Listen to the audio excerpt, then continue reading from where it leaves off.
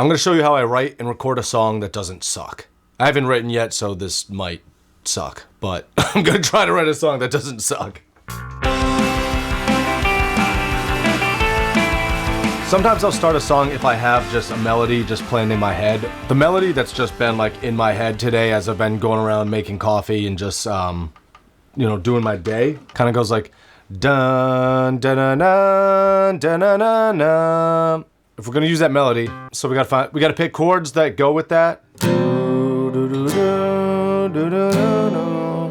I don't always like going to the 5, so I'm gonna kind of, all right. First of all, I'm gonna leave music theory out of this because I suck at it and I hate it, but pretty basic chord progression. Dun, dun, dun, dun, dun, dun, dun. Dun, dun, dun, dun, dun.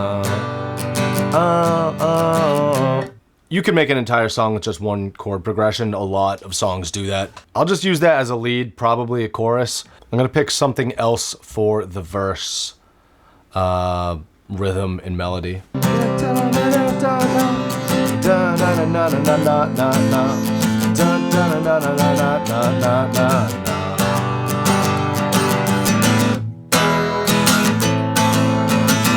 And then it goes back into that verse. That could be cool. All right, so the verse is gonna be like 2 verses put together, basically. The chorus will just go back to that main melody.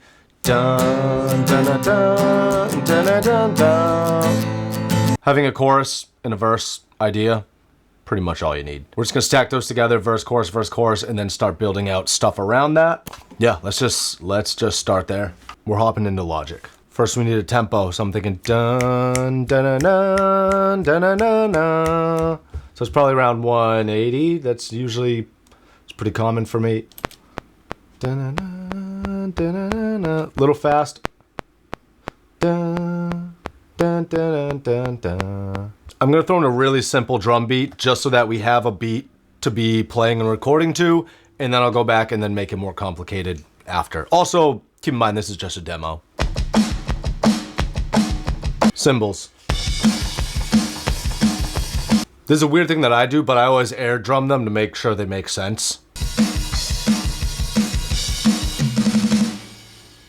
Air drum test. Boom! We've got this basic drum beat. I'm just gonna copy that through the whole thing. We'll change out the hi-hats for toms or quiet hi-hats or cymbals just to get the dynamics in. This is just so we have something to write to. I got this Frankenstein guitar that I just built. I fucked up on the tuning pegs and I got them 6 in a row. This is a 3 in a row, obviously. They still work. I have not had this thing set up, but it's relatively in tune. So we're gonna record with it.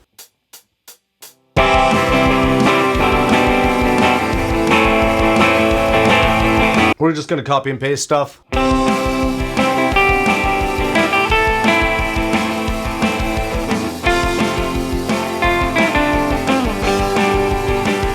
Now that we've got the lead, makes things a lot easier. So I'm gonna start labeling things. Give that green for cool riffage, and then the verses are gonna be blue. All right, so the E minor part is gonna be blue. Usually I'll go really formulaic and just go verse, chorus, pop formula.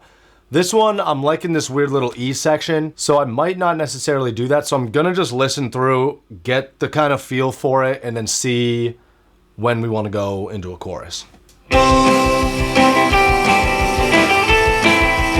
All right, that's where I wanna go to the chorus. Definitely unconventional, definitely a little bit weird, but rules are for breaking and demos are for fucking around. I always do gold for chorus because you want to write golden choruses. Change those hi-hats to rides. Sounds a little bit robotic, but whatever. This portion of the verse, let's throw them on the floor toms. Now there, I don't think we need to go back to that riff yet. So let's throw that there. Now would be a really cool place to do the second verse, like quiet with like a different tone or so much dynamics can be changed just by what the hi-hat alone is doing. Pretty common thing to do.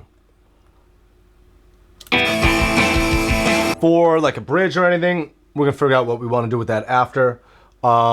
Let's double these guitars and pan them. Next guitar, I'm using this this Telecaster, which is a GNL. Pretty cool guitar. It has these Fishman pickups where you push this button and it like gives them a boost. And then of course I'll go in and change the amp sounds later.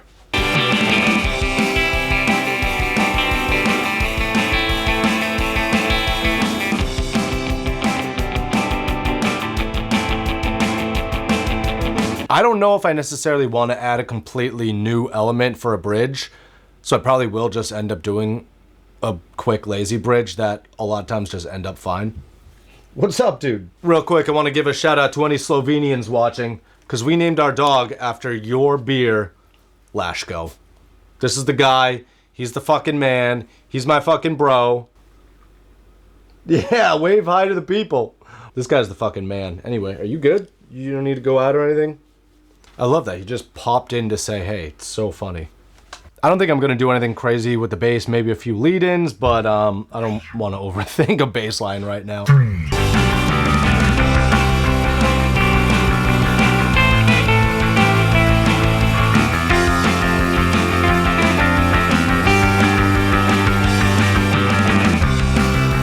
As with most of this stuff, the bass line I'll go back and actually rewrite like a cool bass line that actually kind of makes sense, but a lot of times all you need for bass is just laying down the chords. Don't go crazy with it, don't overcomplicate it. It's all about hitting that tone. I have this preset that makes a Telecaster sound like Joe Strummer's guitar.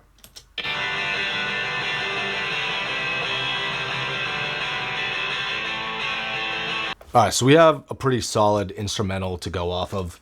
Part 2 is going to be crafting the lyrics, and actually that's when the song really comes to life. Lyrics and vocals is when you can really make or break a song.